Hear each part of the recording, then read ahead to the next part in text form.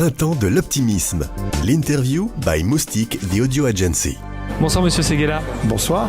Qu'est-ce qui vous a donné envie de participer, de vous impliquer sur ce premier Printemps de l'optimisme ? Et moi, je suis venu dire merde. Merde, c'est pas très optimiste. Oui, pas du tout. Parce que mon merde, c'est merde à la déprime. Il y en a marre. C'est insupportable, cette espèce de ras-le-bol national activé par des politiques débiles, par des journalistes qui en profitent et par des Français qui ne le supportent plus. On voit que 90% des Français pensent que la présidente ne sert à rien et que 80% des Français pensent que tous les politiques sont pourris.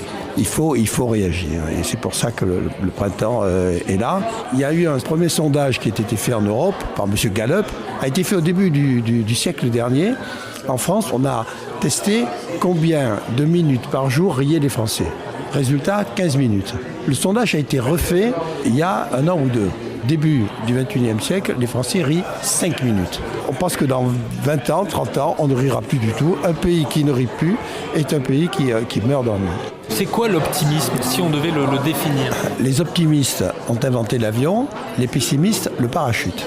On choisit son moyen de locomotion. Ou on veut aller vers la modernité, on veut bouger, on veut prendre des risques, on veut avancer et on monte dans les avions. En plus, ça tombe bien, la France fabrique les plus beaux avions du monde. Ou on panique et on saute en parachute. Et finalement, on fait du surplace si on ne se casse pas la jambe à l'arrivée. C'est dans nos gènes. Parce que nous sommes les fils de Descartes et surtout les fils de Voltaire. Nous avons l'esprit critique. Dès que ça va un peu mal, l'esprit critique devient doute, le doute devient colère, la colère devient violence, la violence devient révolte, la révolte devient révolution. On en est là. Et ensuite, nous sommes des fils judéo-chrétiens avec cette espèce de complexe de supériorité et à la fois d'infériorité de l'argent. Et si on en a, on n'ose pas le montrer. Et si on n'en a pas, on en vit ce qui montre. C'est Sven Coluche qui m'a raconté un jour une histoire extraordinaire. C'est un mec qui est le long d'une rivière et dans la rivière, il y a un mec qui se noie et qui crie « Help! Help! Help !» Et le mec le long de la rivière lui dit « Mais espèce d'imbécile, au lieu d'apprendre l'anglais, il fallait apprendre à nager. » L'état d'esprit du Français d'aujourd'hui, c'est ça. Concrètement, pour vous, quelle est l'action, quel est le geste qui, d'un seul coup, va déclencher l'optimisme au quotidien ? Faites l'amour, pas la gueule.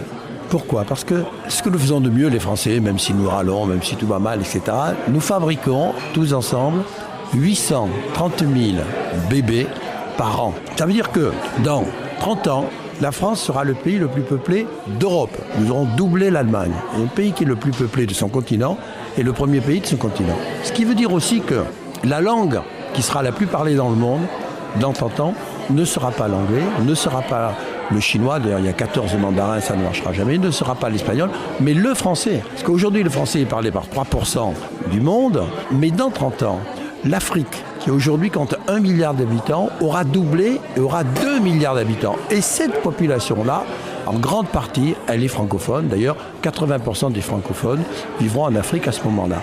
Ça veut dire que le continent de demain parlera notre langue, qui deviendra la langue la plus parlée du monde, par 8% des terriens.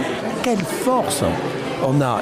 Et les jeunes qui ont aujourd'hui 20 ans, 25 ans, mais ils auront 40 ans, ils auront 50 ans. Ils vont profiter de ça.